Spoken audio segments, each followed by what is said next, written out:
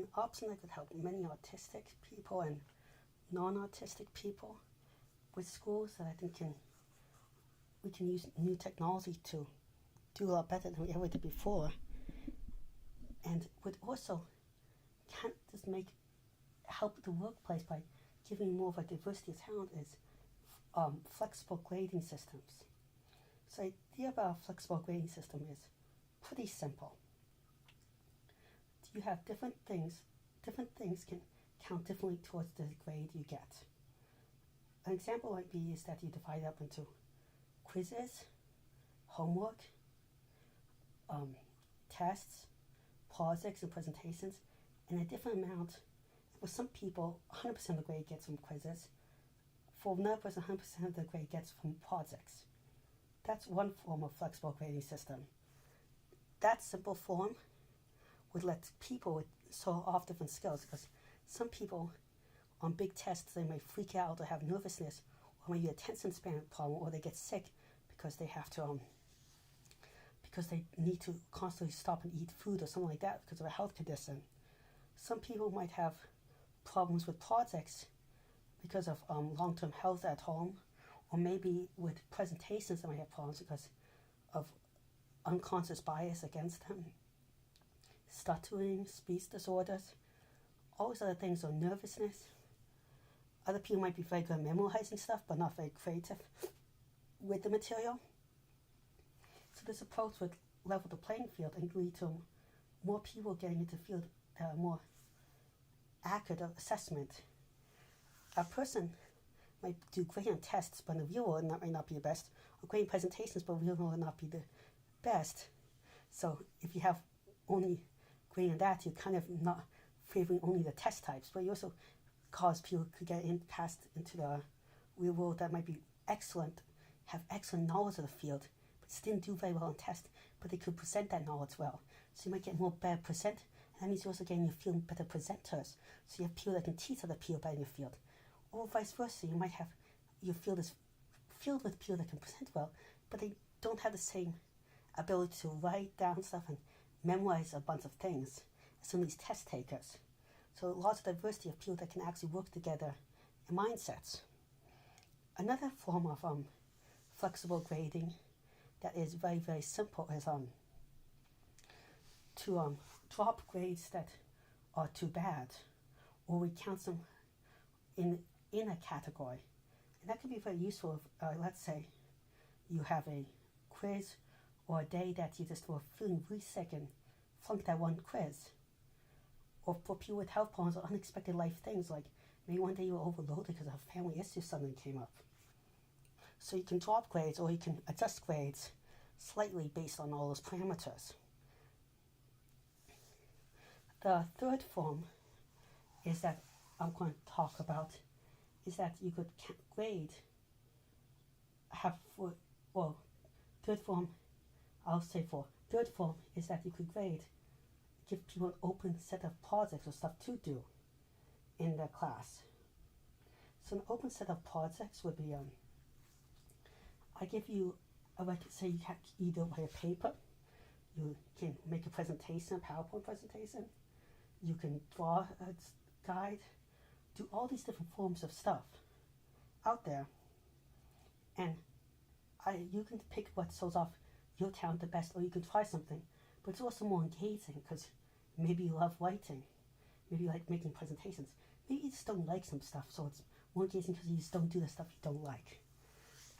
You can also feel free to choose a project. I can say, okay, I had a teacher that said, you need to write something about in this big genetics or RNA and bio, and I just had to prove the subject.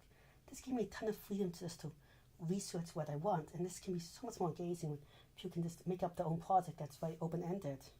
And that means that's more like the real world, where you get to choose more your paths in life, but also it teaches you in the real world researching stuff on your own is much more important than the set textbook in class they give you. And it also gives you more learning opportunity for a teacher, because the teacher can learn from your papers, your classmates, because you're not following the standard typical path. The other thing that the fourth way is that you can grade each project differently. With just look at sometimes composites, like sometimes you care more about presentation, sometimes it's more content. Like you just have a flexible grading system there. All these do, though, have a problem in that if it's not done well, it can lead to bias. Like, I'm going to show you examples of good. I'm going to talk about a couple of examples of good and bad one. In my county, there was a wonderful teacher I had for AP Bio. I had problems turning in homework because of massive organizational issues, executive function issues. But I did wonderful on tests. I did wonderful on papers that were just online. When I had a month or so to do them, I did wonderful stuff in class. So it seemed it so that if I had high enough grades in all my other sections, I didn't have to do homework. So I ended up not doing homework, and homework also was a waste of time for me because I knew everything already to some extent. It was just boring, and I just picked up so quickly that why spend extra? But however, homework could count as grades to people that did not know as much in the class or weren't as good at those other things. I also so let me choose my projects a lot. It got improved, which kept me engaged even when I knew everything in a chapter textbook because I read it because it was interest of mine. However, in my same county, we also had a horrible system, which they implemented later by a bad superintendent, where you could have presentations count to a huge percentage of your grade. Now, for my county was, I went to half days to a special science magnet school, which was excellent, half days to normal public schools. The normal public school, unlike the magnet school, was ableist AF, very racist, very sexist, anti-LGBTQ+, and more. But they were pro-jock and sports to such a large extent. So all these people had no idea what they're talking about. They were just awful people and did nothing. Got all these hundreds on these presentations because they were jocks and favorite teachers. There's teachers that just let kids skip class because they're baseball kids. And it's like straight up would like let them skip class, give them A's. And then there was some amount of excused class absences. But it didn't matter if you watched a baseball game, even if you didn't do baseball, if you just watched the baseball game. And same for football teams. And then I actually had to have a couple extra days of class because I missed so many that were not excused because I was in science fair competitions and doing research, which does not count as much as a baseball game. Apparently, baseball is more important than actual legit research. But this is something that happens a lot. So the system isn't perfect. We need to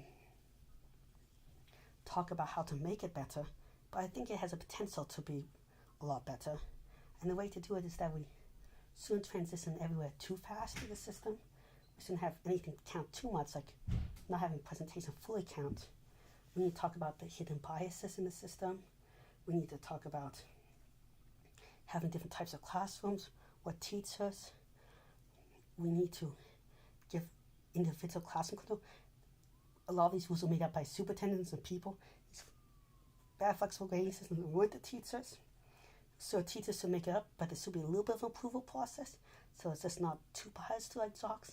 Stuff like that. Well, thank you very much for listening to this talk. I hope you found it informative and everything and started you thinking. If you have any ideas, questions, or comments, please leave it in the comment section below.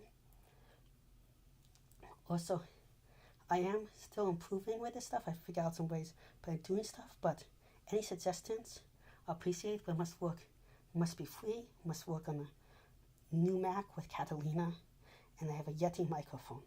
Thank you very much, and please subscribe and share and get subscribers to join. I'm trying to get 1,000 subscribers under a year, which is very hard. Goodbye.